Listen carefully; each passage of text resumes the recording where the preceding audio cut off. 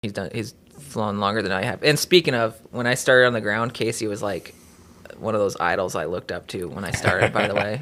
So it's really cool to have him on here. Poor decision on your part. When I went to get into flight, he was like the first person I contacted about getting in.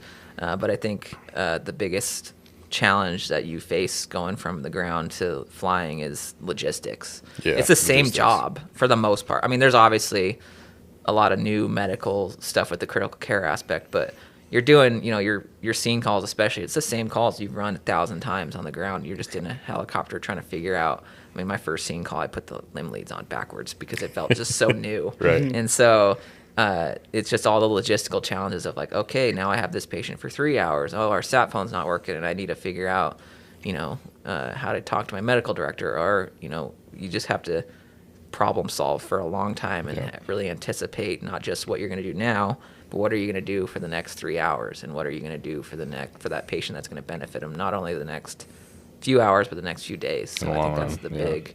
You're not just saving life, you're saving limb now. Is kind of what someone told me that when I got into flight. So how much like top down, how much of a discussion is this with your administration and like of having to sometimes maybe blur those lines and live in the gray a little bit?